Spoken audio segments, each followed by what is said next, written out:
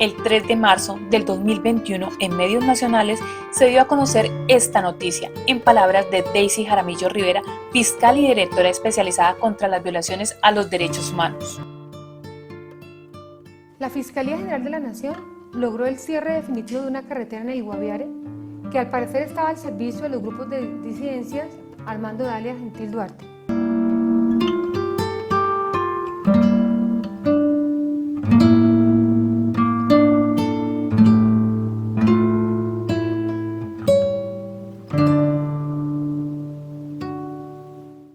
Esa trocha supuestamente era utilizada para mover insumos químicos y otros elementos necesarios para el procesamiento de estupefacientes. Asimismo, hay evidencia de que se estarían levantando asentamientos en inmediaciones de la carretera para intentar dar apariencia de legalidad en esa zona.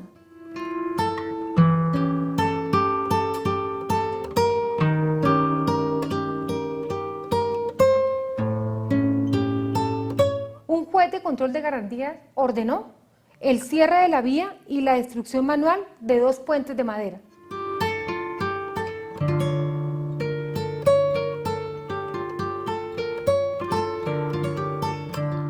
Por eso decidimos llegar hasta acá, hasta Puerto Flores, para que nos contaran cómo fue la historia del cierre de esta carretera y cómo les afectó a estas comunidades. Comunidades que algunos han tenido que cerrar estas casas e irse a otros lugares porque no vieron un futuro acá.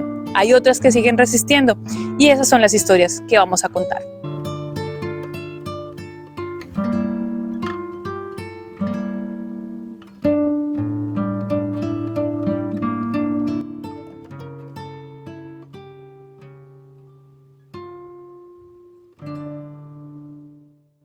Esta carretera realmente es antigua porque nosotros la hemos estado haciendo a pulso de nuestros propios recursos. Aquí nosotros no tenemos para hacerle un arreglo, para hacerla inmediatamente bien como debería de ser. Hemos ido poquito a poquito porque los recursos han salido de nuestro propio bolsillo. A nosotros aquí el gobierno no nos ha dado nada, no nos ha prestado ninguna atención ni nada. E incluso la arreglamos con nuestros propios recursos y antes el gobierno vino y nos voló fueron los puentes que hicimos con tanto esfuerzo, con tanta necesidad, porque siempre para uno sacar 2, 3 millones de pesos dentro de una vereda, esos son recursos que nosotros los sacamos de nuestro propio bolsillo. Presidentes de estos sectores como Querubín Mendoza, presidente de la vereda Moscú, cuenta cuántas son las veredas afectadas por el cierre de la carretera. En este sector se compone de 11 veredas que están sobre el río Iniria, más 11 comunidades indígenas que constituyen Morichal Viejo, más lo que corresponde acá a La Trocha, que son 11 veredas de la Interveredal de Guacamayas. O sea, 11 veredas hacia abajo, desde acá, y 11 veredas hacia arriba. Hacia arriba. O sea, 22. 22 veredas más 11 comunidades indígenas que son iguales que una junta de acción comunal cada comunidad. Legalmente están constituidas. Legalmente constituidas, todas con su personería jurídica. Francia Heredia, campesina de la vereda Caño Mosco, también nos explicó las dificultades que ellos han tenido del cierre de la vía. Nos cierran la vía, entonces nosotros, ¿de qué vamos a sobrevivir? O sea, ¿por dónde vamos a sacarnos nuestras cosas que sembramos? Nuestros cultivos, por ejemplo, las personas que siembran maíz, que siembran plátano, que siembran yuca, o en el caso de nosotros que ordeñamos y vendemos el queso.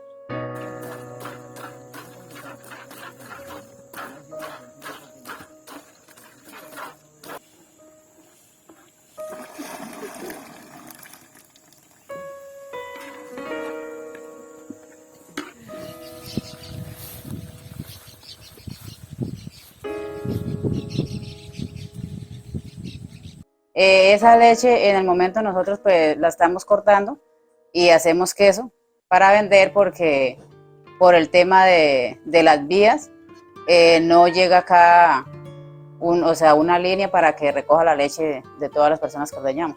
Entonces nos ha tocado optar por cortar la leche y vender el queso.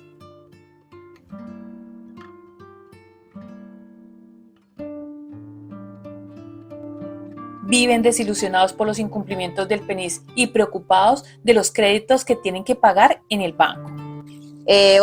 También nosotros acá nos incluimos al programa del PENIS y pues con la ilusión de poder algún día tener un corral techado. Y como podemos ver, miren, nos toca cuando calienta acá al sol y cuando llueve pues nos toca mojarnos para venir a ordeñar, porque el programa del PENIS no nos ha cumplido con nada. Cuando nos hicieron las encuestas, pues eso optamos nosotros por pedir para el corral y para fumigar los potreros. Inocentemente arrancamos nuestras matas, que eran las que nos daban el sustento, y en este momento, como puede ver, nos toca ahora de las 3 vaquitas que tenemos. Optamos por ir al Banco Agrario a sacar un préstamo. Sacamos un préstamo de 8 millones para nosotros poder iniciar para cercar, porque, o sea, con 8 millones, pues para comprar ganado, pues no era mucho ganado que se compraba. Entonces, con los 8 millones compramos la planta solar para poder colocar cerca eléctrica acá a la finca y empezamos a recibir ganado al aumento. Y así de esa manera es que podemos tener a esas vacas ahí, las que estamos ordeñando hoy en día para el sustento de nosotros mismos.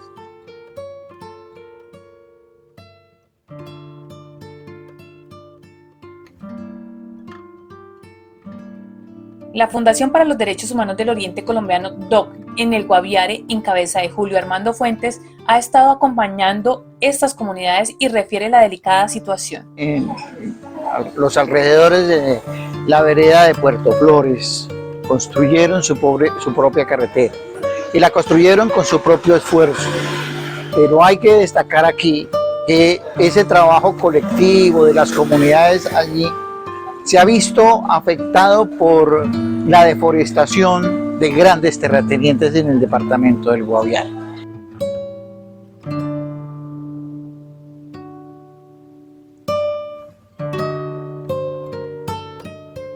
Ese ejercicio que hemos hecho con la Fundación por la Defensa de los Derechos Humanos y el Derecho Internacional Humanitario del Oriente y Centro de Colombia, DOC, en acompañamiento a estas comunidades, ha develado que efectivamente no son los campesinos los que deforestan el campo en el departamento del Guaviare, sino que son personas venidas de afuera que se han dedicado efectivamente a hacer estos procesos de deforestación.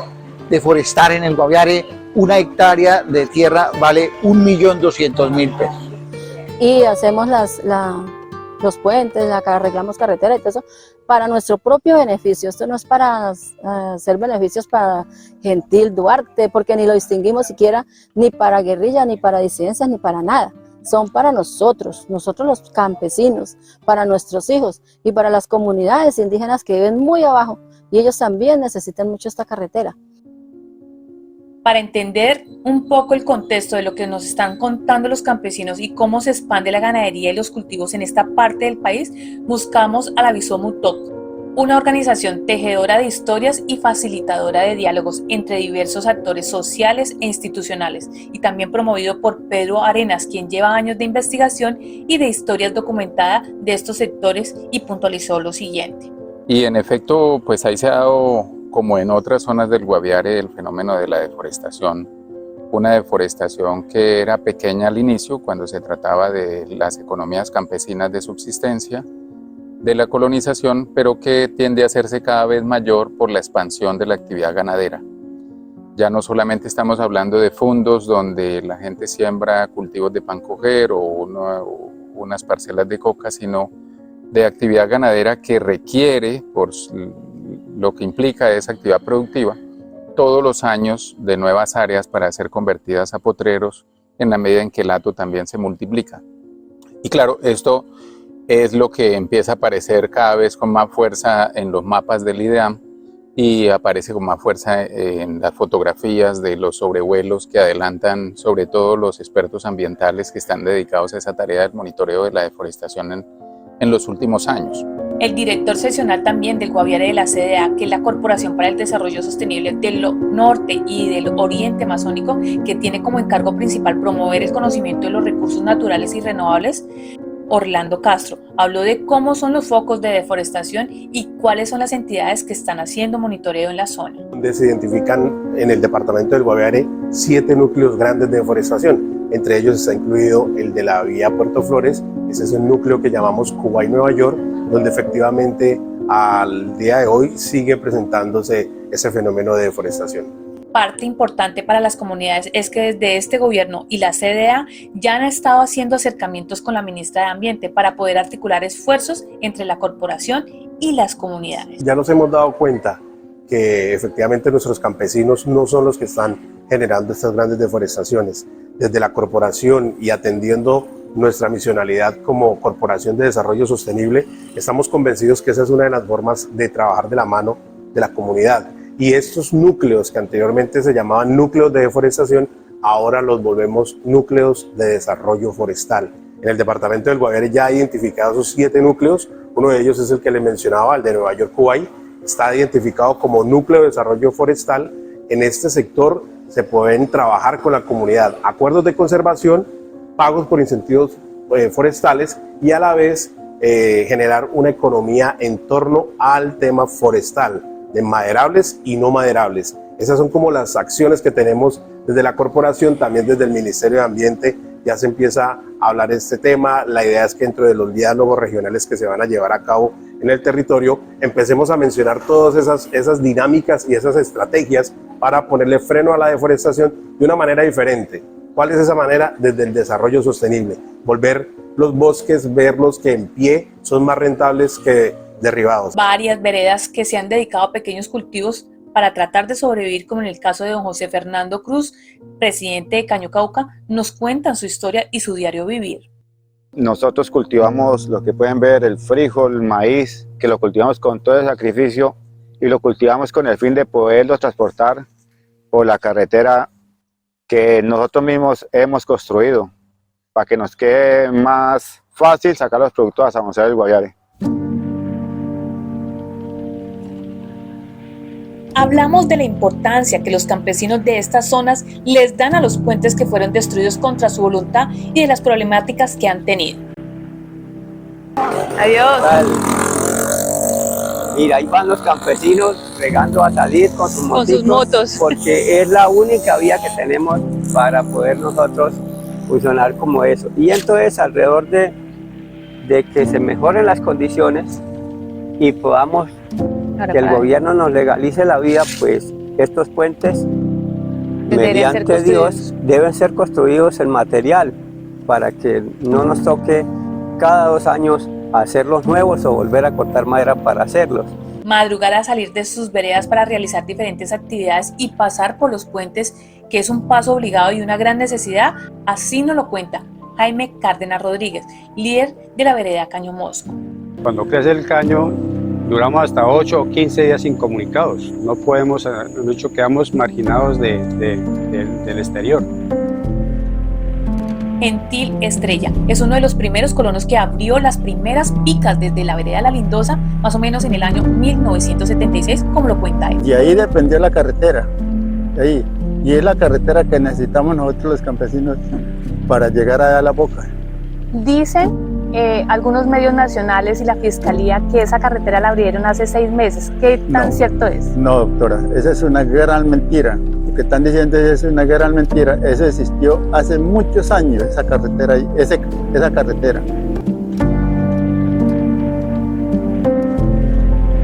Germán Ramírez es un líder social y presidente de Puerto Flores. Explica desde dónde empieza el cierre de la vía y hasta dónde va cerrado actualmente y la necesidad que tienen ellos de ampliarla y arreglarla. Es donde prácticamente aquí la fiscalía nos manda a cerrar la vía que va a las bocas de Caño Mosco, abajo en el río Inírida. Esta es la vía que ellos nos mandaron cerrar, que de una u otra forma hemos sido nosotros los que la hemos venido trabajando, la hemos venido ampliando, la hemos venido arreglando. Y pues a nosotros nos duele mucho y nos da mucha tristeza ver que allá, por tal vez entregar como un resultado o algo así, vienen a decir que esto lo hicieron de pronto gente de las FARC o disidencias o qué sé yo, que crean allá. Pero esto lo fuimos los campesinos a fuerza bruta, con nuestras manos, de una forma de que tuvimos que crear bazares, bueno, de muchas formas, rifas. Nos tocó también cuando teníamos coca, porque aquí en algún momento tuvimos coca, pero nos acogimos al programa del PENIS, que no nos ha cumplido. Pero sí Cuando la tuvimos de aquí, de la hojita, sacamos de a 200, 400, 500 pesos por arroba, y eso lo acumulamos para nosotros bregar a buscar cómo escapotábamos esta carretera. Nosotros mismos hicimos esas piquitas para salir de allá. ¿Hace cuántos años? Eso, la verdad es que no me acuerdo, doctora, sí, pero esto hace tiempo. Póngale para ahí, yo tengo 70 y hace 40 años ya, y yo llegué de 33 años por aquí. Desde los años 80 se conoce de una ocupación humana en ese sector, liderada en esa época por campesinos que venían en búsqueda de hacerse a un fondo y que echaron mano de los cultivos de coca como una tabla de salvación económica para hacer esa ocupación. Pero ¿cuáles son las alternativas o cultivos que siguen resistiendo en veredas como Golondrinas? Una de las más lejanas por el río Inírida, Ana Orozco, líder de este sector, cuenta lo siguiente. Por acá cultivamos plátano, casualmente el cultivo que se mira acá atrás pues es de yuca. Muchos productos así, pero que nosotros no tenemos en el momento, no tenemos acceso para sacarlos hacia San José. Esta carretera para nosotros es muy importante, no solamente para esta vereda, para las de más abajo, que como son las comunidades indígenas. Todas las comunidades que van por este río Inírida nos suplimos de esta carretera. Por eso necesitamos que nos la dejen funcionar. Esos campesinos también quieren que el gobierno los vea con otros ojos y demostrar que no son los grandes deforestadores de esta zona y que al contrario quisieran hacer acuerdos con el gobierno con alternativas económicas de reforestación y de soberanía alimentaria para ayudar a levantar a sus familias. Nosotros tenemos el proyecto de reforestar para ayudar con la Amazonía, para que las partes que ya se han ido deforestando, pues con nuestros antepasados, la gente que ha vivido antes de nosotros y los que también en la actualidad han tumbado, entonces nosotros queremos reforestar.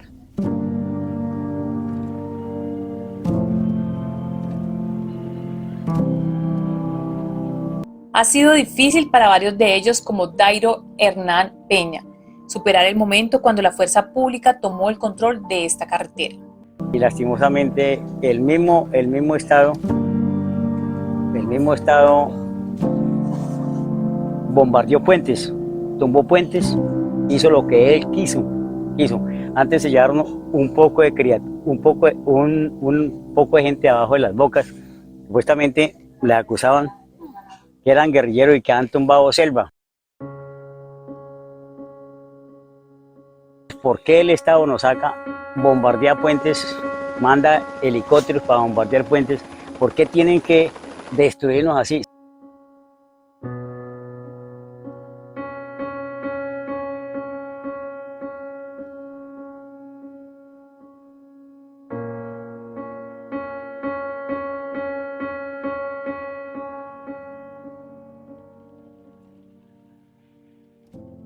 En cuanto a la salud, también se les ha dificultado. Así lo cuenta John Cortés, líder de estas comunidades e hijo de uno de los colonos más antiguos de esta zona. Esto es lo que tenemos, vea, este puente. Y ahora que estamos en temporada que está temperamentando, porque cuando llueve esto es imposible pasar. A nosotros nos han muerto nuestros abuelos, amigos, familiares, por falta de cómo evacuarlos al pueblo, a sacarlos de pronto a una cita médica. Y en temporada de invierno, porque es imposible salir de acá. La carretera es totalmente pésima, no hay cómo transportarlos. Y cuando se puede salir, pues la negligencia de no tenemos puesto de salud, no tenemos medicina, no tenemos personal calificado que nos traiga, que nos vacune, que nos hagan jornadas de salud en nuestras veredas, no la hay. Entonces, por culpa de eso, se nos ha presentado mucho inconveniente, hemos perdido muchos seres queridos, señorita.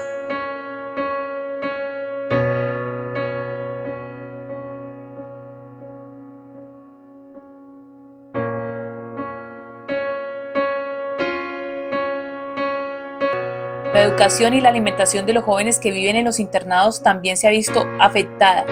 Freddy Ávila, transportador de víveres de algunos de los internados de la zona, hace un recuento de su día a día por esta carretera y de las dificultades que tienen las madres cabezas de familia. Todos ellos concluyen en lo mismo, en las afectaciones del cierre de la carretera.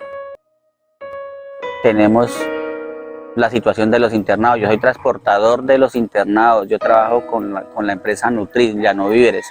Entonces, a nosotros se nos dificulta mucho porque a mí el jefe de la empresa me dice, don Freddy, ¿por dónde podemos tirar los víveres para que no nos lleguen dañados? Entonces yo le digo, don Carlos o doña Mireya, por Puerto Flores, por un Puerto Nuevo, y cuando Puerto Flores se nos seca, Caño Mosco se nos seca también el río Inírida arriba en la parte de arriba de Nueva York, que eso no es un secreto. Esta es la única alternativa que tenemos para que los víveres nos lleguen saliendo de San José en 2 horas y media o 3 por tardar, nos llega a las bocas de Caño Mosco.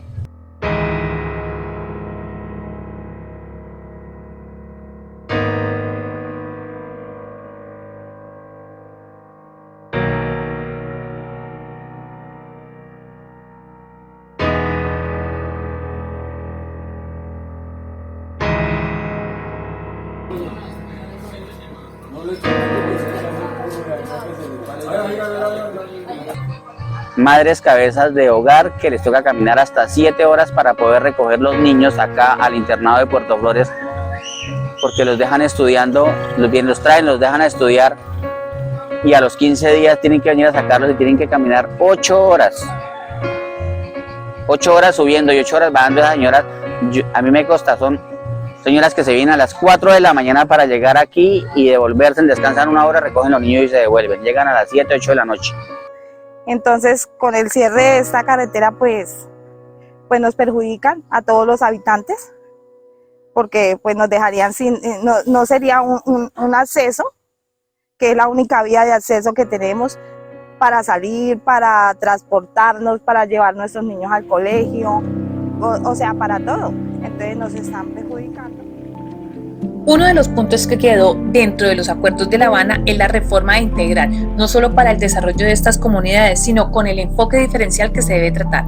Desde la FCDS, la Fundación para la Conservación y el Desarrollo Sostenible, y en diálogo con Angélica Rojas, que es el enlace territorial del Guaviare, se buscan nuevas alternativas y cómo ayudar a parar la deforestación y a conservar nuestra Amazonía. Entonces es claro que en la medida en que tienen una vía, pues la van a seguir usando. La política tiene que ser una política integral y separada, ¿no? No tenemos aún una noción clara de cómo va a manejarlo este gobierno. Ha planteado un ejercicio importante para estas zonas. Creemos que a las comunidades campesinas hay que darles un trato diferencial absolutamente, que esté mezclado por una reforma integral, donde la posibilidad de tener tierra sostenida, reconocida para ellos, alternativas económicas diferentes a las que se constituyen en un conflicto ambiental y a las que son delictivas como la coca, o a cualquier otra condición que los lleve como a una dependencia de actores que los pueden subsumir más en pobreza que ayudarlos a sacar, pues debe trabajarse. Eso con las comunidades campesinas, con los grandes terratenientes y con otro tipo de actores, pues digamos que no es mucho nuestra función. Creemos que deben tener un tratamiento totalmente distinto, por supuesto, pero deberá ser una de las líneas que clarifique el gobierno nacional. Son políticas nacionales, son políticas públicas. Nosotros nos enfocamos muchísimo en determinar opciones para los campesinos, trabajos alrededor de la forestería, trabajos aún alrededor de la infraestructura vial verde y de opciones que permitan el mejoramiento de otra manera de trabajar vías, pero definitivamente no asociadas a deforestación, no asociadas a áreas no permitidas de ocupación. Obviamente el respeto por esas áreas, tanto de resguardo como de reserva natural, en su calidad de área intangible, pues obviamente deben mantenerse, pero dándole alternativas a las comunidades campesinas en la seguridad de la tierra y en la seguridad de la producción. Finalmente, ellos, los campesinos de estos sectores, seguirán insistiendo en que estas son las manos de las comunidades que hicieron esta carretera.